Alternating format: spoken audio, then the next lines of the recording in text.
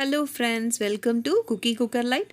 So இந்த paneer kofta recipe எப்படி செய்யலாம் அப்படின்றத பார்க்கலாம் வாங்க. அதுக்கு முன்னாடி நம்மளோட சேனலை இன்னும் நீங்கள் சப்ஸ்கிரைப் பண்ணலைன்னா சப்ஸ்கிரைப் பண்ணிக்கோங்க. பக்கத்தில் இருக்கிற நோட்டிஃபிகேஷன் பெல் ஐக்கானையும் ப்ரெஸ் பண்ணிக்கோங்க. First masala paste. ஸோ அதுக்கு பட்டர் ஒரு டேபிள் ஸ்பூன் கடாயில் போட்டுக்கலாம். ஸோ அதில் ஒரு ஏலக்காவும் போட்டு 1 இன்ச் இஞ்சி அதையும் சேர்த்திக்கலாம். ஸோ இதோட ராஸ்மெல் எல்லாம் போனதுக்கப்புறமா 3 பெரிய வெங்காயம் வந்து ரஃப்பாக வந்து கட் பண்ணி வச்சுருக்கேன். ஸோ அதை இது கூட சேர்த்திக்கலாம். சேர்த்திட்டு நல்லா வதக்கி விட்டுக்கலாம்.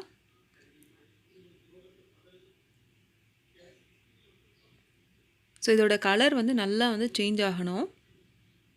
அந்தளவுக்கு இதை வந்து நல்லா வதக்கிக்கலாம். ஸோ இப்போ இதோட கலர் நல்லா சேஞ்ச் ஆகிடுச்சு. நான் வந்து 2 தக்காளி வந்து கட் பண்ணி வச்சுருக்கேன். அதை இது கூட சேர்த்திக்கலாம். ஸோ தக்காளி வெங்காயம் ரெண்டுமே நல்லா வதங்கணும்.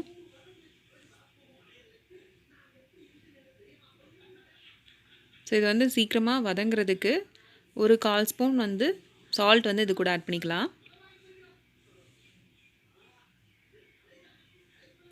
ஆட் பண்ணி நல்லா மிக்ஸ் பண்ணி விட்டுக்கோங்க. இது கூடவே வந்து கேஷ்யூ நட்ஸ் வந்து ஆட் பண்ணிக்கலாம்.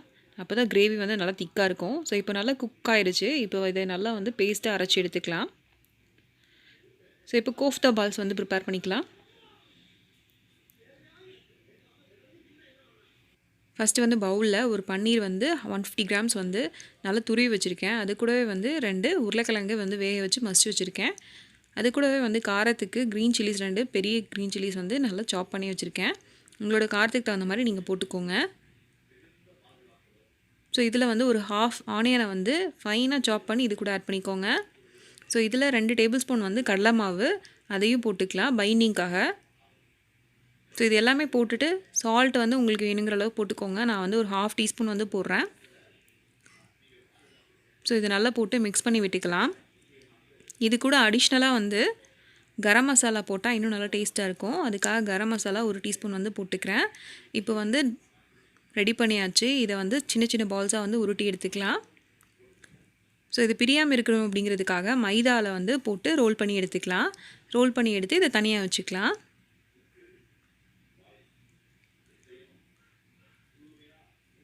ஸோ இந்த மாதிரி சின்ன சின்ன பால்ஸாக எல்லாத்தையும் உருட்டி எடுத்துக்கலாம். ரோல் பண்ணி இதை தனியாக எடுத்து வச்சுக்கலாம். நல்லா அமுத்தி ப்ரெஸ் பண்ணி ரோல் பண்ணிக்கோங்க. அப்போ தான் வந்து எண்ணெயில் போடும்போது வந்து பிரியாது.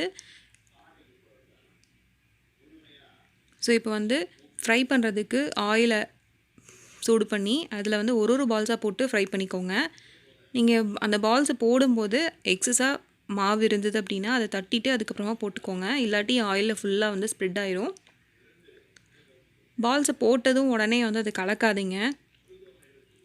லைட்டாக மட்டும் டாஸ் பண்ணி விடுங்க. இல்லாட்டி பால்ஸ் வந்து உடையிறதுக்கு நிறைய சான்ஸ் இருக்குது.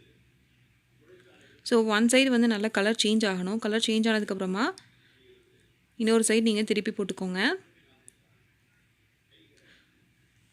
நல்லா ஸ்டவ் வந்து மீடியம் ஃப்ளேம்லேயே இருக்கட்டும். ஏன்னா உள்ள வரைக்கும் நல்லா வந்து குக் ஆகணும். ஸோ இப்போ கலர் நல்லா சேஞ்ச் ஆகிடுச்சு. உள்ளேயும் நல்லா வெந்திருக்கும். ஸோ இதை எடுத்து தனியாக வச்சிடலாம்.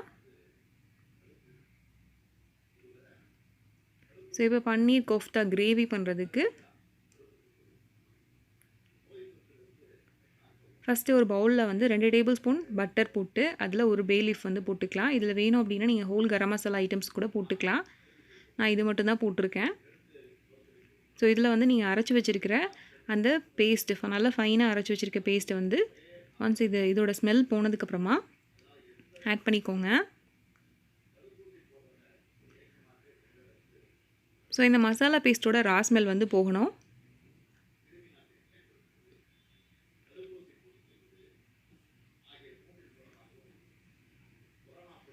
ஸோ இதை நல்லா குக் பண்ணதுக்கப்புறமா இந்த ரா ஸ்மெல் போனதுக்கப்புறமா இதில் வந்து கரம் மசாலா 1 டேபிள் ஸ்பூன் வந்து போட்டுக்கலாம்.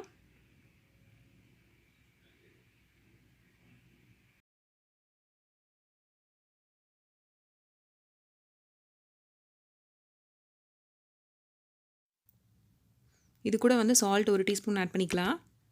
ஏற்கனவே வந்து பன்னீர்லேயும் இருக்குது, கிரேவிலேயும் வந்து போட்டிருக்கோம். அதனால இதில் சால்ட் வந்து பார்த்துட்டு சேர்த்திக்கலாம். ஸோ காரத்துக்கு வேணுங்கிற அளவுக்கு சில்லி பவுடர் ஒரு 1/2 டீஸ்பூன் வந்து ஆட் பண்ணிக்கலாம். ஆட் பண்ணி இதோட மசாலா அந்த ரா ஸ்மெல் எல்லாம் போகணும். ஸோ அந்தளவுக்கு இதை வந்து வறுத்து விட்டுக்கலாம். ஸோ இதை நீங்கள் டைரெக்டாக வந்து ஆயில்லையே இதை ஃப்ரை பண்ணிவிட்டு மசாலா பவுடர்ஸை அதுக்கப்புறமா நீங்கள் அந்த மசாலா பேஸ்ட்டு போட்டு வணக்கிக்கோங்க. அது இன்னும் நல்லா கிரேவி வந்து நல்லா டேஸ்ட்டாக இருக்கும். ஸோ இப்போ இந்த கிரேவிக்கு தேவையான அளவு தண்ணி வந்து ஆட் பண்ணிக்கலாம். நான் வந்து ஒரு 2.5 கிளாஸ் அளவுக்கு தண்ணி வந்து அதில் ஆட் பண்ணியிருக்கேன்.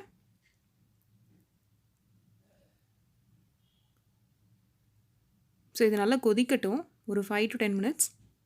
ஸோ இப்போ கொதிச்சிருச்சு. இதில் வந்து அந்த ரா ஸ்மெல் போனதுக்கப்புறமா ஒரு டீஸ்பூன் வந்து சுகர் ஆட் பண்ணிக்கலாம். ஸோ இது வந்து ஆப்ஷனல் தான், இது நல்லா டேஸ்ட்டாக இருக்கும். ஸோ இது போட்டு நல்லா கலந்து விட்டுக்கோங்க. ஒரு நிமிஷம் நல்லா கொதிச்சதுக்கப்புறமா நம்ம ஃப்ரை பண்ணி வச்சுருக்கோம் இல்லையா, அந்த பால்ஸை வந்து இது கூட ஆட் பண்ணிக்கலாம். ஸோ அந்த பால்ஸை வந்து ஒன்று ஒன்றா எடுத்து போடுங்க.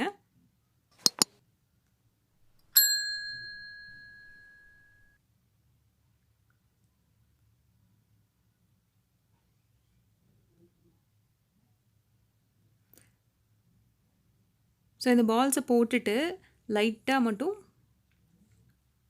கலக்கி விட்டுக்கோங்க. ரொம்ப கலந்தீங்க அப்படின்னா பால்ஸ் வந்து உடஞ்சிரும். ஸோ இப்போ நான் ஒரு 2 நிமிஷம் வந்து நல்லா கொதிக்கட்டும். கொதிச்சதுக்கப்புறமா அடுப்பு ஆஃப் பண்ணிக்கலாம். நம்மளோட பன்னீர் கோஃப்தா கிரேவி வந்து ரெடி ஆகிடும். ஸோ இந்த வீடியோ உங்களுக்கு பிடிச்சிருந்தது அப்படின்னா லைக் பண்ணுங்கள், கமெண்ட் பண்ணுங்கள், உங்களோட ஃப்ரெண்ட்ஸுக்கும் மறக்காமல் ஷேர் பண்ணிக்கோங்க. ஸோ இப்போது அடுப்பு ஆஃப் பண்ணிடலாம். நம்மளோட கோஃப்தா கிரேவி வந்து ரெடி ஆகிடுச்சு. ஸோ இது வந்து சப்பாத்திக்கு, நான், ரொட்டி இதுக்கு எல்லாமே வந்து நல்லா டேஸ்ட்டாக இருக்கும். நீங்களும் வந்து ட்ரை பண்ணி பாருங்கள். ட்ரை பண்ணி பார்த்துட்டு உங்களோட கமெண்ட்டை வந்து கமெண்ட் செக்ஷனில் சொல்லுங்கள். ஸோ பார்க்குறதுக்கே நல்லா டெலிஷியஸாக இருக்கு இல்லையா? ஸோ இந்த மாதிரி நிறைய வீடியோஸ்க்கு நம்மளோட சேனலை மறக்காமல் சப்ஸ்கிரைப் பண்ணிக்கோங்க. தேங்க்யூ.